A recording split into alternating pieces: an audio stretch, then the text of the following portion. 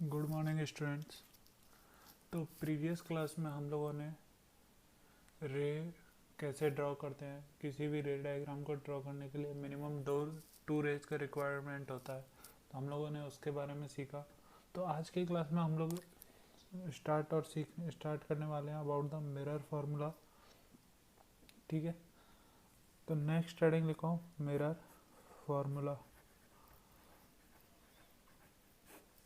तो मिरर फार्मूले पर ही बेसिकली हमारे सारे जो सम होते हैं रिफ्लेक्शन से रिलेटेड, वो सब किस पर आते हैं? मिरर फार्मूला पर, मैग्नीफिकेशन पर।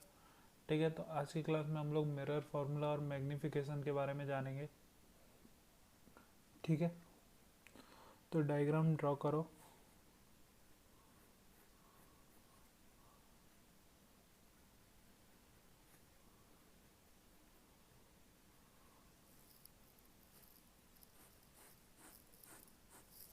ठीक है, ये क्या हो गया?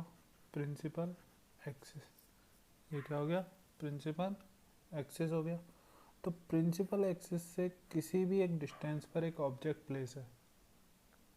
प्रिंसिपल एक्सिस से किसी भी डिस्टेंस पर एक ऑब्जेक्ट प्लेस है। सपोज करो ये डिस्टेंस कितना है? यू। सपोज करो ये डिस्टेंस कितना है? यू है। ये डिस्टेंस कितना है? यू। ठीक है, तो यदि हम प्रिंसिपल एक्सिस के पैरेलल यदि कोई भी रे जाएगी, प्रिंसिपल एक्सिस के पैरेलल कोई भी रे जाएगी, तो वो आफ्टर द रिफ्लेक्शन कहाँ से क्रॉस करेगी? क्या फोकस से? आफ्टर द रिफ्लेक्शन कहाँ से क्रॉस करेगी? फोकस से क्रॉस करेगी। और जो रे फोकस से होकर जाएगी वो आफ्टर द रिफ्लेक्शन क्या हो जाएगी? प्रिंसिपल एक्सिस के पैरेलल। जो रे कहाँ से क्रॉस करेगी? फोकस से क्रॉस करेगी, वो आफ्टर द रिफ्लेक्शन क्या हो जाएगी? प्रिंसिपल एक्सिस के पैरेलल हो जाएगी। ठीक है, तो देखो जहाँ पर दोनों रे क्या होंगी? कंबाइन। जहाँ पर दोनों रे क्या हो जाएंगी? कंबाइन। वहाँ पर की क्या बन गया? इमेज। वहाँ पर ही क्या बन गया? इमेज बन गया। ठीक है, तो चलो स्टार्ट करते हैं। हमें ऑब्जेक्ट क्या गिवन है? A B. हमें ऑब्जेक्ट क्या गिवन है? A B. इमेज क्या बनेगा? A dash B dash. Image क्या बना? A dash B dash. ये कौन सा पॉइंट है? फोकल या फोकस। ये कौन सा पॉइंट है? फोकस। इसे मैंने क्या नाम दे दिया? एम। और यहाँ पर क्या नाम दे दिया? पी। ये पॉइंट क्या होगा? पोल होगा। तो पोल के क्या नाम हो गया? पी। ठीक है, तो देखो यदि ये एंगल आई है, यदि ये एंगल कुछ भी मान लो, तो क्या ये एंगल और ये एंगल दोनों एक दूसरे के इक्वल है? दोनों क्या है?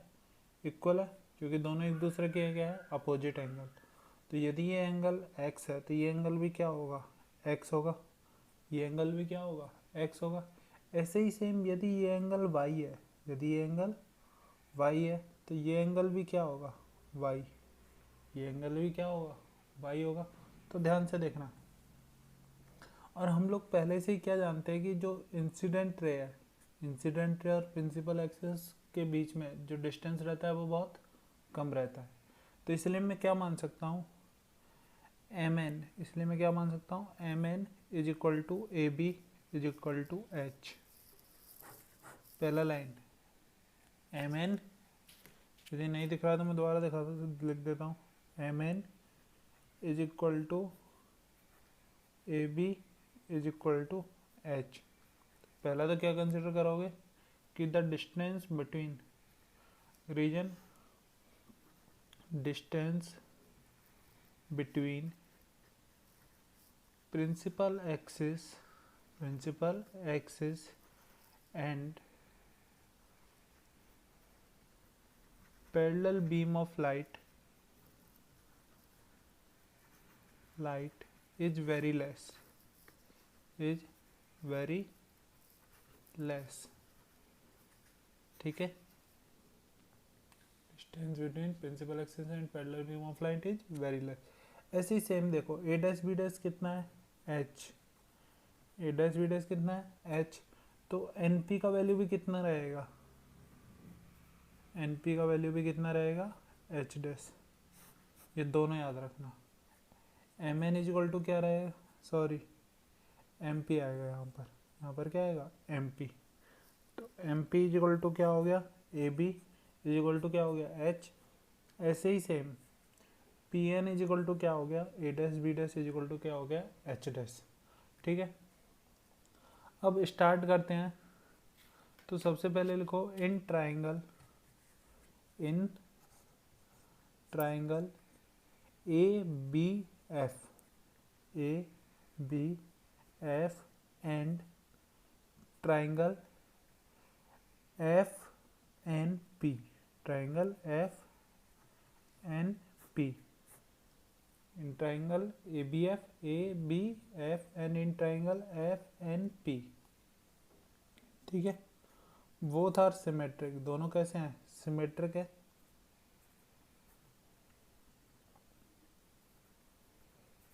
देखो इस ये एंगल एक्स है तो ये भी कितना एक्स, ये कितना हो गया 90, ये भी कितना हो गया 90, ये भी क्या हो गया सेम। तो ये दोनों एंगल कैसे, दोनों ट्राइंगल कैसे हो गए, सिमेट्रिक। सिमेट्रिक ट्राइंगल के लिए हम क्या लिख सकते हैं, so a B upon N p, a B upon N P. ठीक है, is equal to A F is equal to क्या आएगा, A F upon F P, A F upon F p. ये क्या हो गया, इक्वेशन नंबर फर्स्ट। ये क्या हो गया, इक्वेशन नंबर फर्स्ट। ऐसे ब्रैकेट क्लोज कर लेना, A B upon N P is equal to A F upon F P.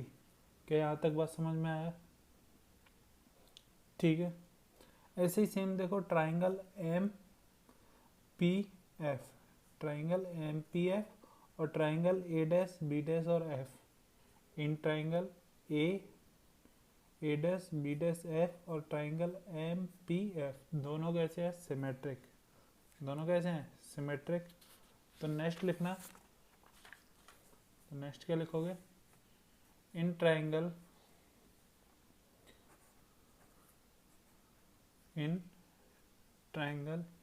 A dash B dash F and in triangle M P F, in triangle A dash B dash F and in triangle A F B, both are symmetric, both are symmetric। so देखना अब मैं क्या लिख रहा हूँ, M P upon A dash B dash, M P upon A dash B dash is equal to क्या लिखोगे, P F is equal to क्या लिखोगे, P F upon A dash F. ये क्या हो गया, इक्वेशन नंबर 2। ये क्या हो गया, इक्वेशन नंबर 2। लेकिन हम पहले ही क्या पढ़ चुके हैं, हम पहले ही पढ़ चुके हैं कि M P is equal to A B is equal to क्या है, एच, इज इक्वल टू क्या है, एच, और a dash B dash is equal to n P is equal to क्या है, एच डैश। यही है, तो दोनों का वैल्यू पुट कर देते हैं। तो H upon H dash is equal to P F upon A dash F. ठीक है, पहला तो क्या आ गया, एच अपॉन एच डैश, यहाँ से P F upon A dash F third.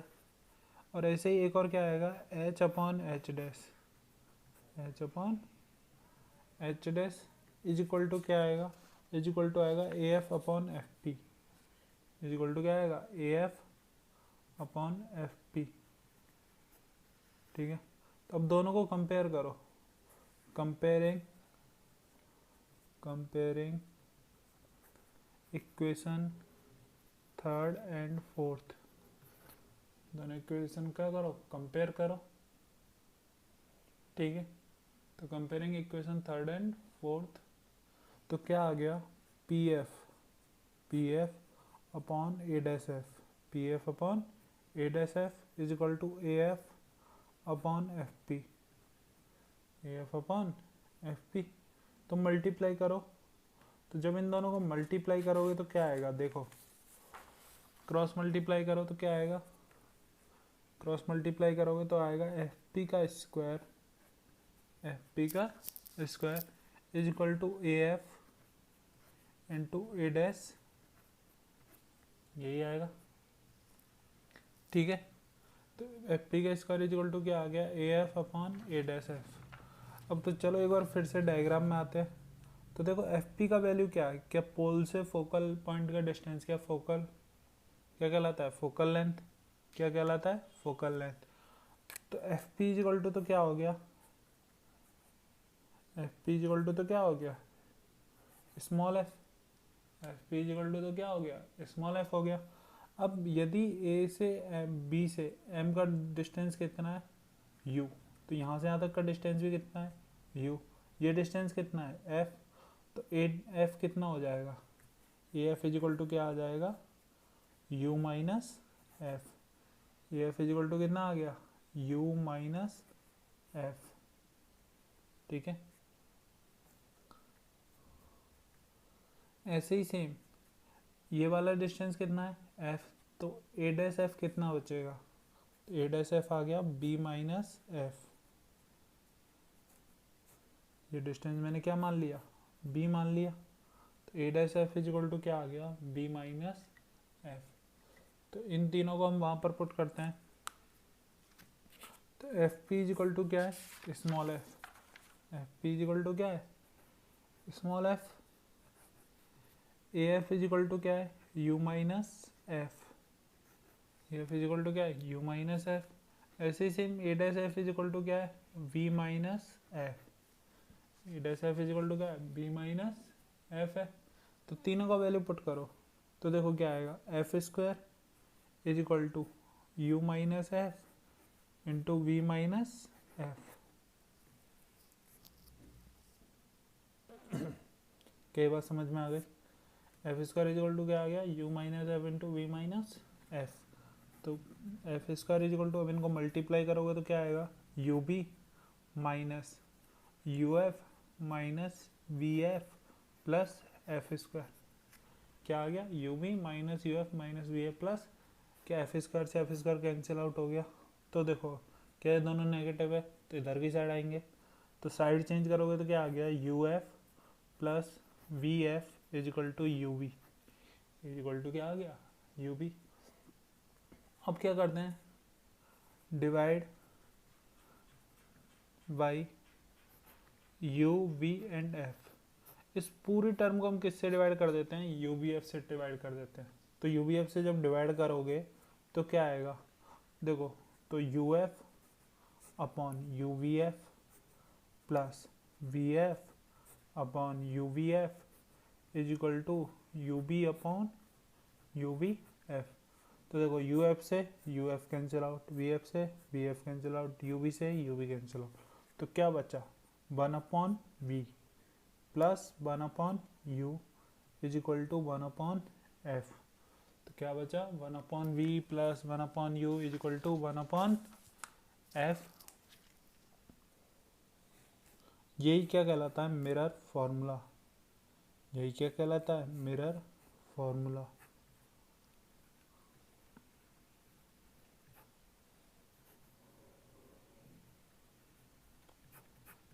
Note कर लेना, यही क्या कहलाता है, मिरर फॉर्मूला। अब इसमें u क्या है, v क्या है, f क्या है, ये भी डिनोट कर लो। इसमें लिखना u is equal to, u क्या है, डिस्टेंस ऑफ ऑब्जेक्ट। u क्या है, distance of object from the mirror, from the mirror.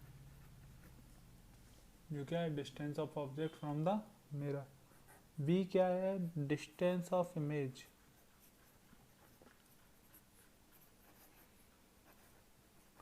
v क्या है, distance of image from the mirror.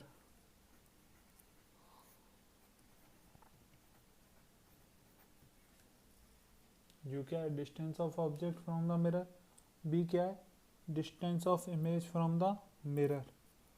और f क्या है, और f क्या है, focal length of the mirror. Focal length of the mirror.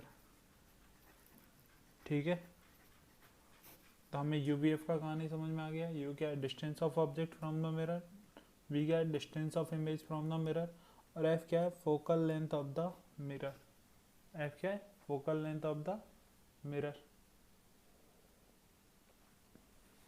क्या ये बात सभी को समझ में आ गई? ठीक है, अब इसमें एक सबसे इम्पोर्टेंट चीज़ आती है, मैग्निफिकेशन। इसमें सबसे इम्पोर्टेंट चीज़ क्या आती है, मैग्निफिकेशन। मैग्निफिकेशन बेसिकली क्या है कि यदि हमें कोई भी छोटा ऑब्जेक्ट है, या फिर हम डायरेक्ट बोले कि कितना टाइम्स जो इमेज मैग्नीफाइड होगा ऑब्जेक्ट का, मैग्निफिकेशन किसको रिप्रेजेंट करेगा, it is the relative term. क्यों में किस किस से मतलब है, इमेज से और ऑब्जेक्ट्स के। तो इमेज का साइज कितना ज़्यादा मैग्नीफाइड होगा रिलेटिव टू द ऑब्जेक्ट, वही उसका क्या कहलाएगा, मैग्निफिकेशन। ठीक है, तो ये लेस देन 1 भी हो सकता है, ग्रेटर देन 1 भी हो सकता है। तो मैग्निफिकेशन हमेशा क्या रहेगा, रिलेटिव रहेगा। किसके रिलेटिव, ऑब्जेक्ट के रिलेटिव, कि ऑब्जेक्ट का साइज कितना मैग्नीफाइड हुआ है। ठीक है, आफ्टर द रिफ्लेक्शन। तो मैग्निफिकेशन है वो हमेशा क्या बताएगा, एक्सटेंट ऑफ मैग्नीफाई, कि कितना ज़्यादा इमेज जो है वो मैग्नीफाई हुआ है रिलेटिव टू द ऑब्जेक्ट। ठीक है, तो नेक्स्ट लिखो मैग्निफिकेशन। नेक्स्ट क्या लिखोगे,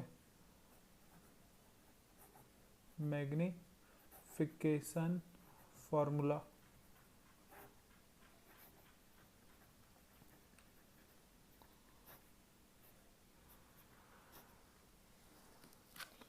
तो मैग्निफिकेशन को हम रिलेटिव में लिखेंगे एम, इसको हम किससे रिप्रेजेंट करेंगे, एम। और एम इज इक्वल टू हमेशा रहेगा H dash upon H. M is equal to क्या रहेगा, H dash upon H. Height of the image upon height of image upon height of object. तो मैग्निफिकेशन हमेशा क्या represent करेगा कि जो इमेज का साइज है वो कितना ज़्यादा मैग्नीफाई हुआ है रिलेटिव टू द ऑब्जेक्ट। ये क्या रिप्रेजेंट करेगा, एम का वैल्यू। ठीक है, तो एम इज इक्वल टू आ गया h race upon H, is equal to आ गया height of image upon height of object. तो देखो, ठीक है, अब हम लोग क्या पढ़ चुके थे कि 1/f is equal to 1/v plus 1/u होता है। 1/f इज इक्वल टू क्या होता है, 1/v प्लस 1/u होता है। तो हम यदि चाहें तो एच डैश अपॉन एच, चाहे तो एच डैश अपॉन एच ये हम फाइंड आउट कर सकते हैं। हम ये वाला वैल्यू फाइंड आउट कर सकते हैं। ठीक है, तो एच डैश अपॉन एच को जब हम फाइंड आउट करते हैं तो ये वैल्यू आता है minus of we upon you. ये वाला वैल्यू क्या आता है, minus of we upon u. तो h dash upon H is equal to क्या आता है, minus of we upon u.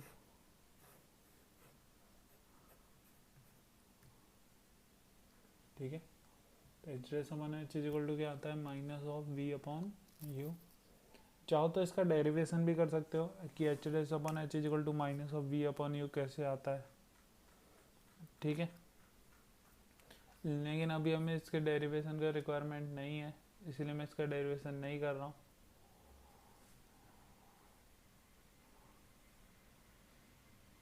ठीक है, यदि चाहो तो मैं बता सकता हूँ, यदि किसी को ज़रूरत होगा तो बोलना, मैं इसका डेरिवेशन बता दूंगा कि कैसे आता है। ठीक है, तो मैग्नीफिकेशन क्या, मैग्नीफिकेशन एक रिलेटिव टर्म है कि इमेज का जो हाइट है या इमेज का जो साइज है वो कितना ज़्यादा मैग्नीफाई हुआ है relative to the object. Relative to the object उसे हम किससे फाइंड आउट करते हैं, मैग्नीफिकेशन फार्मूले से। तो मैग्नीफिकेशन फार्मूला रहता है M is equal to H dash upon H is equal to आता है minus of we upon you. ये माइनस साइन कुछ रिप्रेजेंट करता है कि इमेज कैसे इन्वर्टेड है या क्या आएगा। ये सब हम नेक्स्ट क्लास में सीखेंगे कि हम डायरेक्शन कैसे, साइन कन्वेंशन कैसे यूज करेंगे, कि हमें कब पॉजिटिव लेना है, कब नेगेटिव लेना है, किसका फोकल लेंथ पॉजिटिव होता है, किसका फोकल लेंथ नेगेटिव होता है, ये सब हम नेक्स्ट क्लास में डिस्कस करने वाले हैं। तो नेक्स्ट क्लास और भी इम्पोर्टेंट होने वाला है, ठीक है।